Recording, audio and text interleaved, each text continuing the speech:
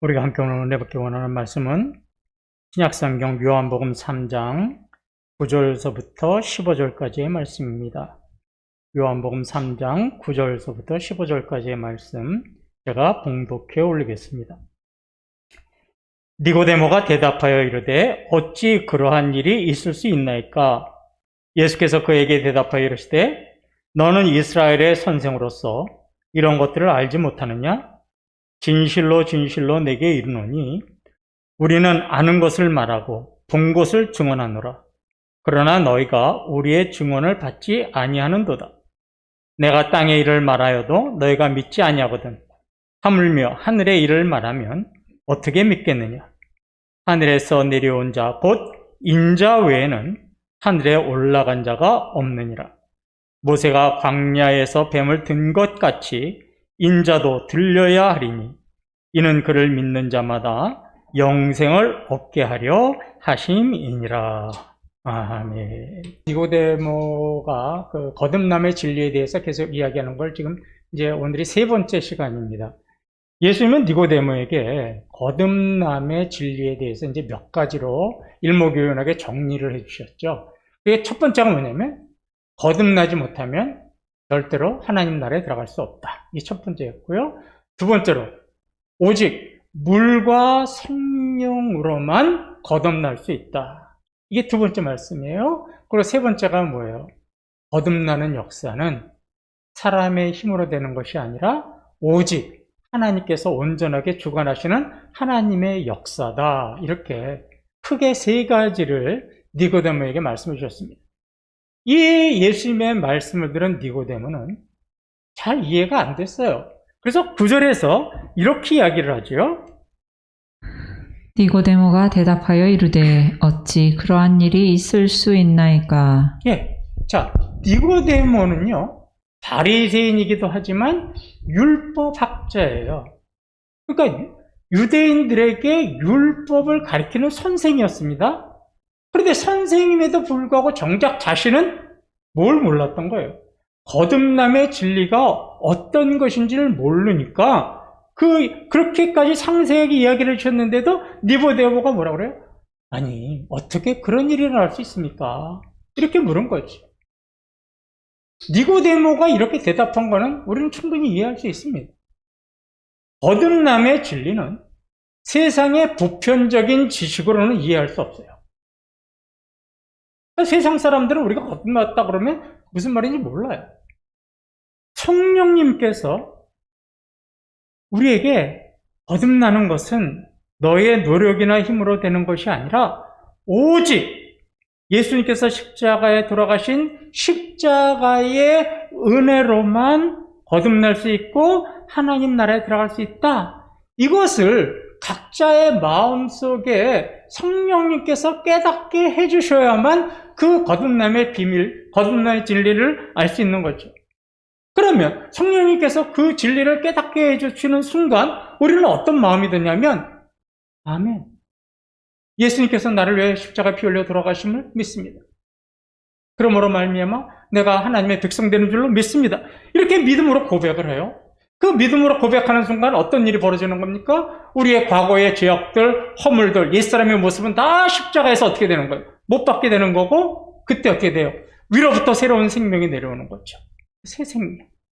거듭남이 위에서부터의 생명이라고 그랬잖아요. 새 생명이 우리에게 임하는 거예요. 그러면 그때 어떻게 되는 거예요? 비로소 이제 하나님 나라에 들어갈 수 있는 자격이 주어지고 하나님 나라 백성이 되는 겁니다. 근데 이 진리를 왜 니고데모는 알지 못했을까? 당시의 사정을 한번 보시면 돼요. 당시의 유대인들은요, 세 가지를 자랑했어요. 유대인들은 첫째, 우리들은 하나님이 택한 백성이다. 두 번째로는 우리는 아브라함의 후손이다. 셋째, 우리는 유일하게 하나님으로부터 율법의 말씀을 받은 민족이다. 이 세 가지를 항상 자랑해서 이방인들과 비교적 우위에 있었던 거죠. 그러니까 우리는 이 세 가지가 주어졌기 때문에 우리는 천국에 들어가는데 문제없다. 이 생각을 가지고 있었던 거예요.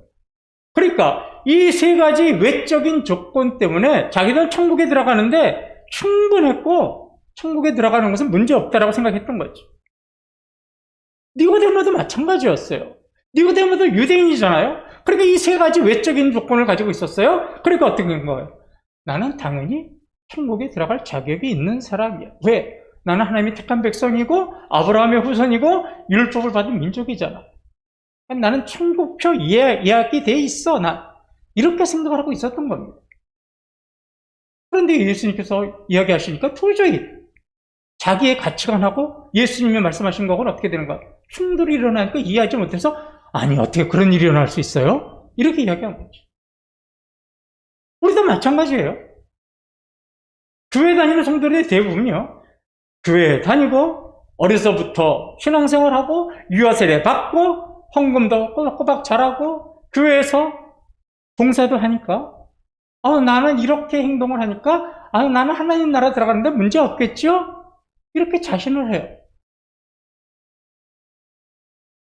하나님 나라에 들어가려면 내가 어떤 삶을 살아야 되는가? 내가 어떻게 행동해야 되는가? 내가 이웃들에게 어떠한 모습을 보여줘야 되는가?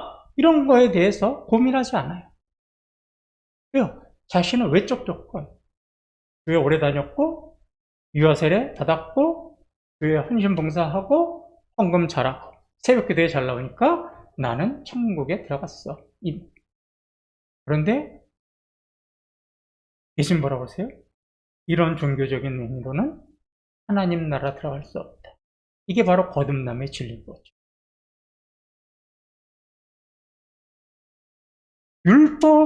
율법학자이지만 니고데모는 거듭남의 진리를 모르고 있었어요. 그래서 10절에서 또 이렇게 책망을 하세요. 너는 이스라엘의 선생으로서 이러한 것들을 알지 못하느냐? 네, 이 책망의 말씀은 이런 거예요. 니고데모야, 네가 율법을 가리키는 선생이라며, 그런데 너는 정작 선생이라고 하면서 다른 사람들을 어둠에서 빛으로 인도하는 선생이라고 하면서 어떻게 너는 천국에 들어가는 비밀을 너가 모르고 있니? 이러고 책망을 하신 거지. 이런 거예요. 지금 그러면 주일학교 교사를 열심히 하는데 주일학교 교사에게 아니 네가 어린아이들 가르치는데 하나님 나라에 들어가는 게 어떻게 종교적인 행위만 들어갈 수 있다고 생각을 하고 있니? 이렇게 말한 거하고 똑같은 거예요. 앞에서 말씀드렸듯이 니고데모는 율법학자입니다. 율법학자라는 게 뭐냐면 구약성경, 모세의 율법, 구약성경에 관해서요 해박한 지식을 가지고 있는 전문가예요. 전문가. 구약성경의 전문가입니다. 그러면 구약성경의 전문가라면 구약성경에도 거듭남이 무엇인가 이거에 대한 진리를 말씀하고 있는데 니고데모는 그걸 깨닫지 못했어요. 그러면 구약성경에서는 거듭남의 진리를 어떻게 말씀하고 있는가? 대표적으로 두 구절만 제가 예를 들어보겠습니다. 에스겔서 18장 31절하고 36장 26절입니다. 너희는 너희가 범한 모든 죄악을 버리고 마음과 영을 새롭게 할지어다. 이스라엘 족속아 너희가 어찌하여 죽고자 하느냐. 또 새 영을 너희 속에 두고 새 마음을 너희에게 주되 너희 육신에서 굳은 마음을 제거하고 부드러운 마음을 줄 것이며. 예, 이 두 구절에서 빨간 글씨를 주목해서 보면 공통적인 내용이 나와요. 첫째 뭡니까? 너희들이 거듭나고 하나님 나라에 들어가려면 첫째, 모든 죄악을 벌어버려야 된다. 죄악으로 딱딱하게 굳어진 마음을 제거해버려야 된다. 그리고 하나님이 주시는 새로운 영으로 너희가 새롭게 되어야 된다. 너희가 부드러운 마음을 가져야 된다. 구약성경도 거듭남의 진리에 관해서 완전하지는 않지만 이렇게 보여주고 있어요. 그런데 니고데모는 구약성경의 전문가라고 하면서도 이 말씀을 어떻게 있었던 거예요? 놓치고 있었던 거죠. 그러면 니고데모가 왜 이 말씀을 놓치고 있었을까? 저는 개인적으로 이렇게 생각해요. 아까 말씀드린 것처럼 이 말씀보다 무엇이 더 중요했어요? 하나님 앞에 택한 백성, 그 다음에 뭐예요? 아브라함의 후손, 율법 받은 민족. 이 세 가지가 더 중요했던 거예요. 이 외적인 조건만 가지면 들어갈 수 있다는 생각이 강하다 보니까 이런 말씀을 놓치고 있었던 겁니다. 예수님은 12절에서 계속해서 또 니고데모를 이렇게 책망을 하세요. 내가 땅의 일을 말하여도 너희가 믿지 아니하거든 하물며 하늘의 일을 말하면 어떻게 믿겠느냐. 예, 여기서 두 가지 일이 비교가 되죠. 땅의 일, 하늘의 일. 근데 땅의 일은요, 우리가 먹고 살고 뭐 이 세상에서 살아가는 그런 세상 만사의 일을 이야기하는 게 땅의 일이 아니에요. 예수님은 그걸 땅의 일이라고 이야기하지 않았어요. 예수님은 세상 만사 어떻게 살아야 한다라는 그런 얘기를 한 번도 하신 적은 없어요. 여기서 땅의 일이라는 게 뭐냐면 우리가 거듭나서 새 생명을 가지고 이 땅에서 변화된 모습으로 살아가는 것을 땅의 일이라고 해요. 그러니까 이 땅에서 우리가 예수 그리스도를 믿고 거듭나서 새 생명을 가지고 변화된 모습, 옛사람은 죽고 세상에서 거듭난 모습, 새로운 모습으로 이 땅을 살아가는 그 모습을 뭐라고 이야기하신 거냐면 땅의 일이라고 하신 거예요. 세상 일이 아니라 그런 모습. 그러니까 예수님은 이 땅에서 우리가 물과 성령으로 변화되어서 하나님으로 살아가는 것, 이것이 바로 뭐예요? 믿음의 출발점이잖아요. 가장 기초적인 거잖아요. 그것을 무엇이라고 이야기하신 거냐면 땅의 일이라고 이야기하신 거예요.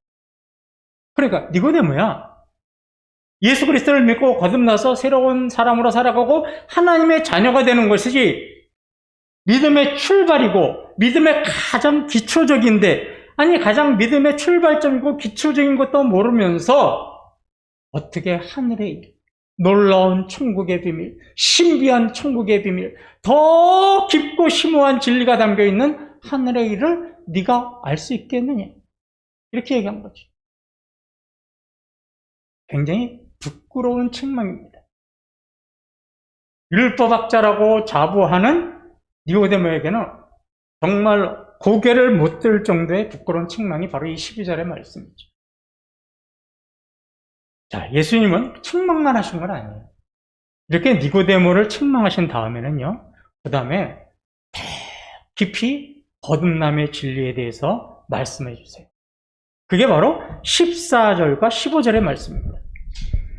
모세가 광야에서 뱀을 든 것 같이 인자도 들려야 하리니 이는 그를 믿는 자마다 영생을 얻게 하려 하심이니라. 예, 우리가 잘 아는 말씀이죠. 이 14절과 15절은 무슨 말씀이냐? 내가 앞에서 너에게 물과 성령으로 거듭나야 하나님 나라에 들어갈 수 있다고 말했지. 근데 네가 물과 성령으로 거듭나서 하나님에 들어갈 수 있는 그 근거, 그 비밀, 그 진리가 어디에 있는지 아느니?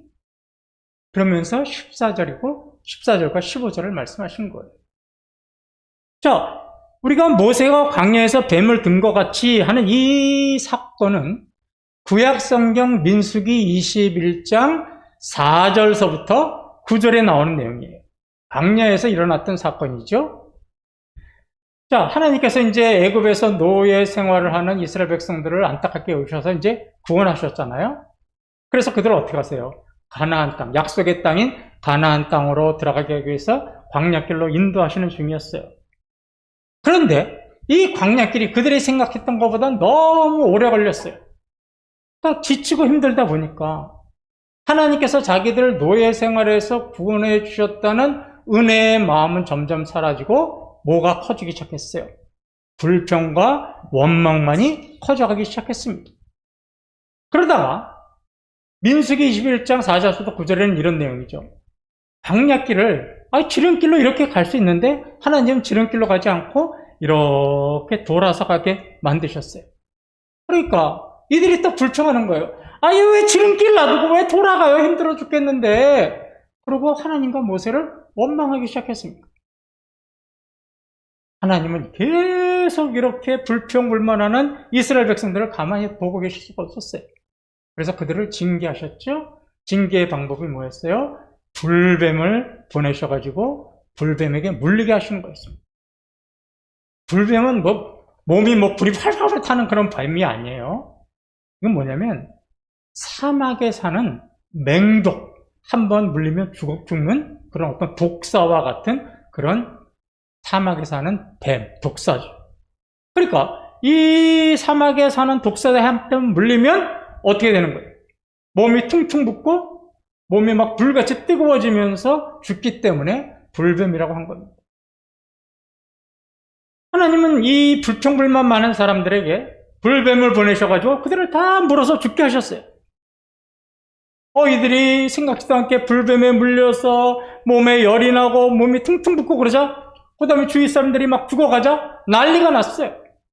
그래서 어떻게 그때야 부랴부랴 하나님 앞에 용서를 구하고 회개하고 모세 바지가랑이를 붙잡고, 그때 바지가 있었는지 제가 잘 모르겠지만 모세 팔다리를 붙잡고 어떻게 돼요? 제발 우리를 살려주세요. 하나님 앞에 기도 좀 해주세요. 이렇게 싹싹 빌었죠. 그래서 모세가 죽어가는 이 이스라엘 백성들을 위해서 하나님께 기도드리자 하나님께서 뭐라고 말씀하셨냐면 민수기 21장 8절에서 9절에 이렇게 말씀을 하세요. 여호와께서 모세에게 이르시되 불뱀을 만들어 장대 위에 매달아라. 물린 자마다 그것을 보면 살리라. 모세가 놋뱀을 만들어 장대 위에 다니 뱀에게 물린 자가 놋뱀을 쳐다본 즉 모두 살더라. 네, 하나님이 모세에게 뭐라고 명령했냐면 자, 놋으로 뱀을 만들어서 장대에다가 높이 달아라. 그리고 그 장대 위에 매달린 놋뱀을 보는 사람마다 어떻게 죽지 않고 다시 살게 될 것이다. 이렇게 말씀하셨어요. 그래서 모세가 그 얘기를 전달하자 불뱀에 물려 죽어가던 이스라엘 백성들이 어떻게 됩니까? 놋뱀을 바라봐서 어떻게 돼요? 죽지 않고 살게 되었죠. 자, 이거는 우리가 이 민수기 21장 9절에서 21장에서 잘 아는 내용이고, 이제 의문이 하나 있어요. 예수님께서 니고데모에게 거듭남의 진리를 말씀하시면서 왜 민수기 21장의 불뱀 사건을 예를 들으셨을까? 왜 말씀하셨을까? 이게 사실은 중요한 거죠. 그 이유가 요한복음 3장 14절에 나와요.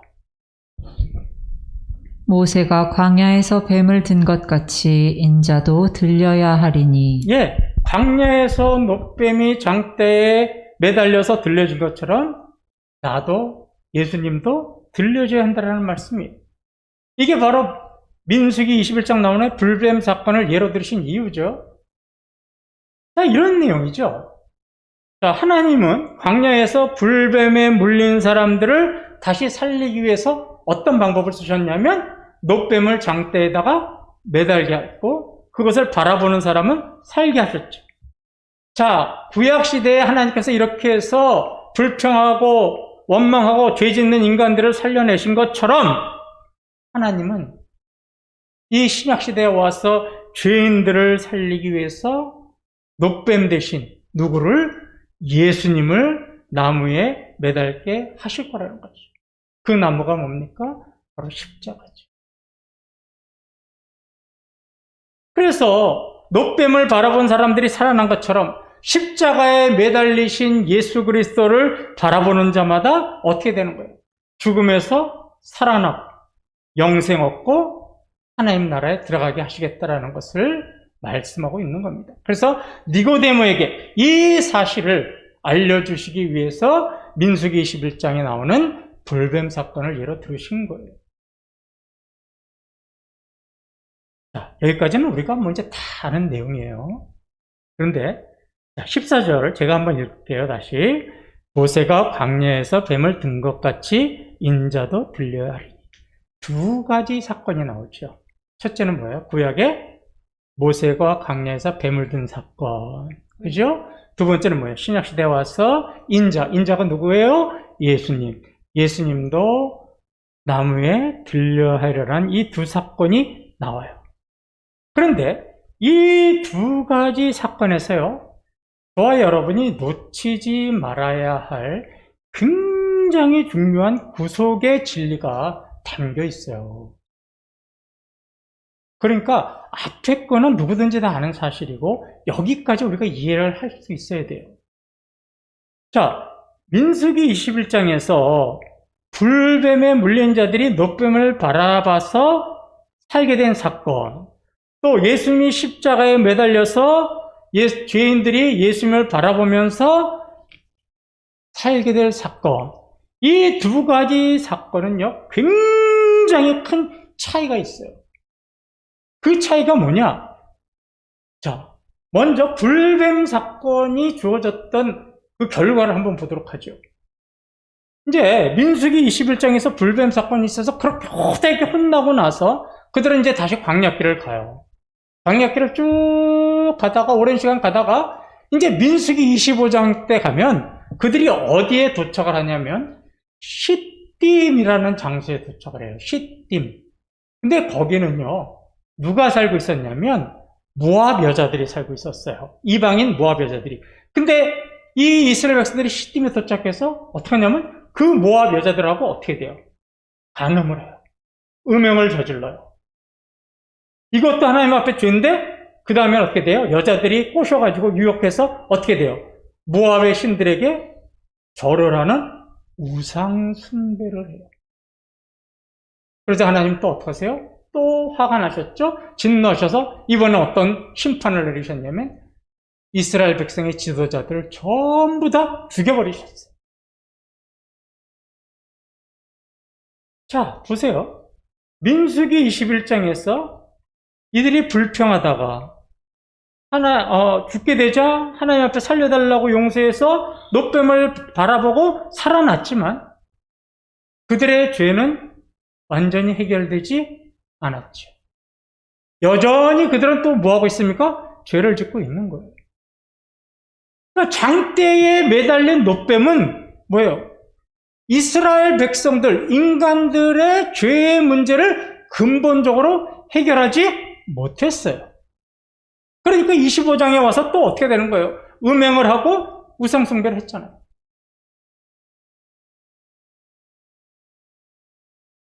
그들은 광야에서 그렇게 무서운 징계를 받고도 여전히 하나님 앞에 죄를 지었어요. 여러분, 인간의 역사가 이스라엘 백성들의 역사가 똑같죠? 뭐예요? 저와 여러분 모습을 보세요. 우리는 하나님 앞에 죄를 짓고 하나님 우리를 징계하시면 어떻게 돼요? 싹싹 뿌리고 회개하고 용서받으면 또 언제 그랬냐는 듯이 또 죄를 짓고 또 하나님 심판하시고 또 용서받고 이와 같은 역사가 다람쥐 쳇바퀴 돌듯이 계속 반복되고 있잖아요. 인간의 역사가. 그래서 하나님은 이 다람쥐 쳇바퀴처럼 도는 인간의 이 죄에 반복하는 역사를 보시고는 어떻게 했어요? 이래서는 안 되겠다. 이제 이 인간들의 죄의 문제를 근본적으로 해결해야 되겠다. 그러고 나서 하나님이 계획하신 건 뭐예요? 광야에서 노뱀이 들려서 불뱀에 물린 자들이 살아난 것처럼 이제는 내 아들 예수 그리스도를 어떻게 하는 거예요? 십자가에 매달아서 그 십자가를 바라보는 모든 자마다 이제는 죄의 문제를 완전히 해결하도록 해야 되겠다. 그래야 죄의 반복의 역사가 사라지겠다. 이렇게 계획을 잡으신 거예요. 그러니까 노뱀의 사건은 죄의 근본적인 것을 해결하지 못했지만 십자가에 매달린 예수 그리스도의 사건은 어떻게 되는 거예요? 인간의 죄의 문제를 근본적으로 해결한 사건입니다. 이 차이가 있는 거죠. 신명기 21장 23절에 이런 말씀이 있습니다. 그 시체를 나무 위에 밤새도록 두지 말고 그날에 장사하여 내 하나님 여호와께서 내게 기업으로 주시는 땅을 더럽히지 말라. 나무에 달린 자는 하나님께 저주를 받았음이니라. 제일 마지막 구절을 보니까 나무에 달린 자는 하나님께 저주를 받았습니다.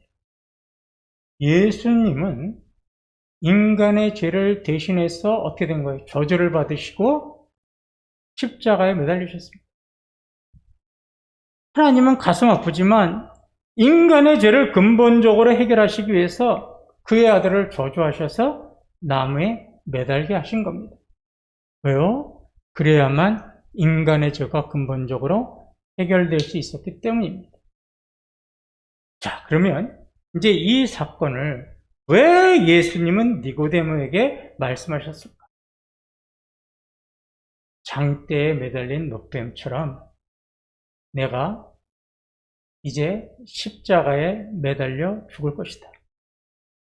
그래야만 인간의 죄가 해결되기 위해서 나는 이 땅에 온 것이다. 자, 이제부터 니고데모야, 네가 이 사실을 믿는다면, 그리고 너를 비롯한 모든 사람들이 이 사실을 믿는다면 그것이 바로 거듭나는 것이다. 그러면 하나님 나라에 들어갈 수 있단다. 이렇게 말씀하십니다.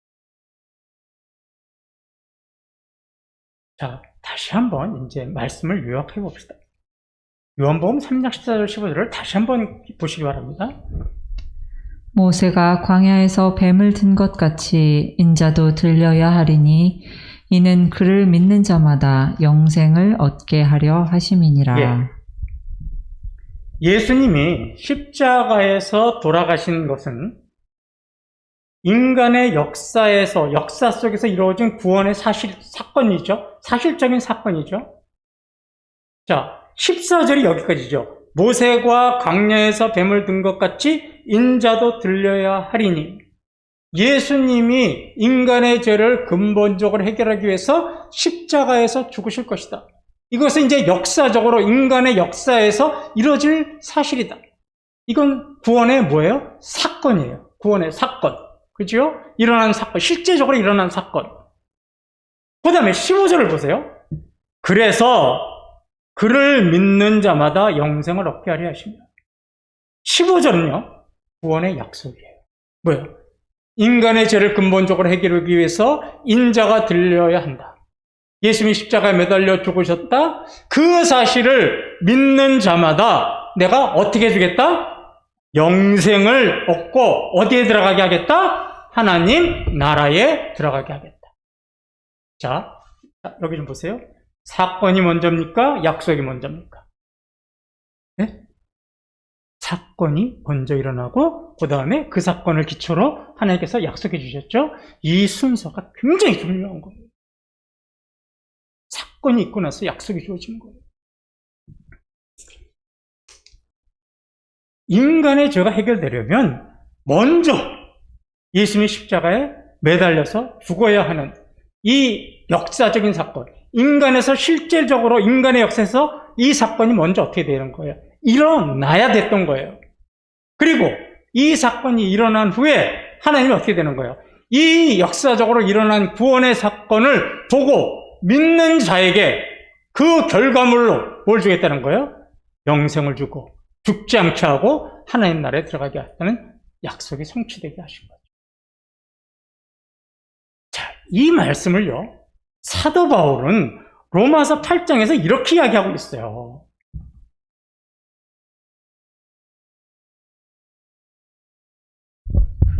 우리가 아직 죄인 되었을 때에 그리스도께서 우리를 위하여 죽으심으로 하나님께서 우리에 대한 자기의 사랑을 확증하셨느니라. 네, 우리가 죄인의 신분으로 있을 때 예수님이 먼저 십자가에 매달려 죽게 하심으로 어떻게 보면 하나님의 사랑을, 무슨 하나님의 사랑이 뭐예요? 이 사실을 믿는 자들은 내가 구원하고 죽지 않게 하고 영생을 얻고 하나님 나라에 들어가게 했다고 하는 하나님의 놀라우신 사랑을 이미 보여주셨다는 거예요.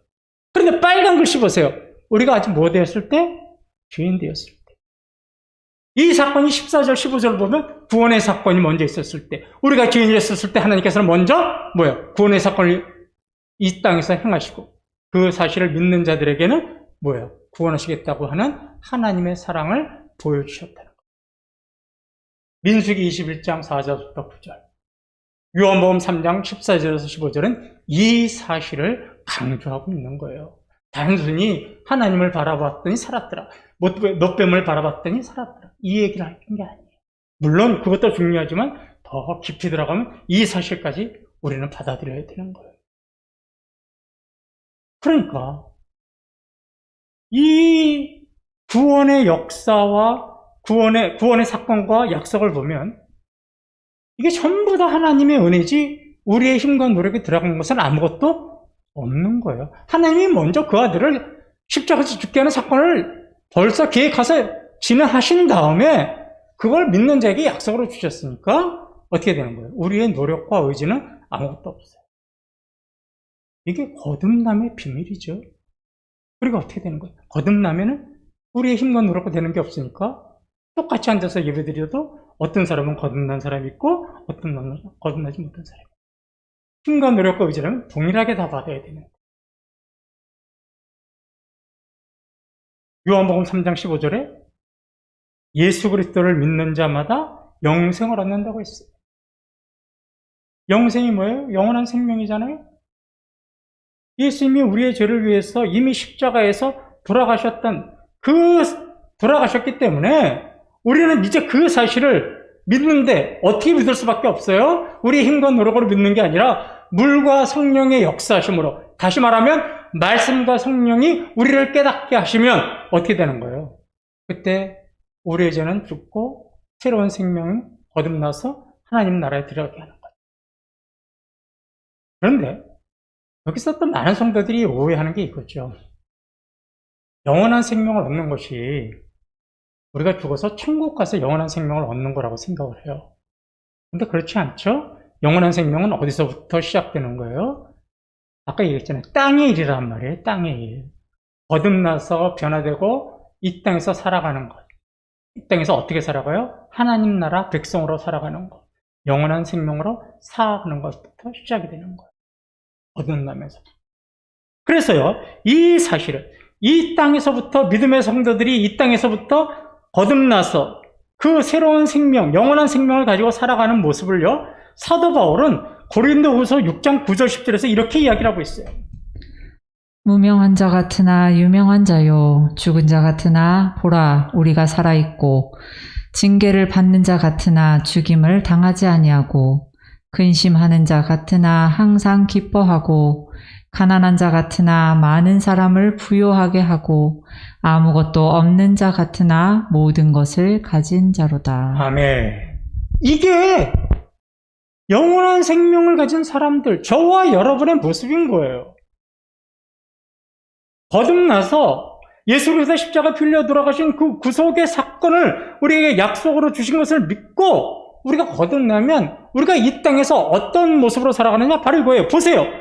무명한 자 같으나 유명한 자예요. 왜요? 우리는 천국 백성이니까 얼마나 유명한 사람이에요. 죽은 자 같으나 살아있고 남들이 보기에는 비실비실하고 힘이 없지만 우리 안에는 영원한 생명이 있고 하나님의 능력과 권능이 있는 거예요. 징계를 받은 자 같으나 죽임당하지 아니하고 근심하는 자 같으나 항상 기뻐하고 기쁨이 충만한 거예요. 힘들고 어렵더라도 우리에게 뭐가 넘쳐요? 천국 백성으로서의 기쁨이 넘쳐나는 거예요. 가난한 자 같으나 많은 사람을 부유하게 하고 자기만 부유한 게 아니라 많은 사람을 풍요롭게 하고 아무것도 없는 자 같으나 모든 것을 가진 자라다. 이 모습이 영원한 생명을 가지고 거듭나서 영원한 생명을 가지고 이 땅에 살아가는 땅에 사는 모습이라는 겁니다. 그러니까 이 모습이 누구의 모습이 되어야 되냐면 저와 여러분이 이 땅을 살아가는 모습이 되어야 되는 거예요. 이 자부심을 가졌어요. 나는 유명한 자야. 나는 살아있는 자야. 나는 죽임을 당하지 않는 자야. 힘들고 어렵지만 코로나 바이러스 어렵지만 나는 항상 기뻐하는 자야. 가난할 것 같지만 나는 너무나 부여로운 자야. 아무것도 없는 자 같지만 나는 천국을 가진 자야. 이 자부심, 이 자부심이 이 땅을 살아가는 저와 여러분의 자부심이 되어야 되고 이런 모습으로 우리가 살아가셔야 되는 거죠. 거듭남의 모습으로. 이런 자부심을 가지고 힘들고 어려운 시기를 담대하게 승리하시면서 살아가시는 저와 여러분 되시기를 주님의 이름으로 축원합니다.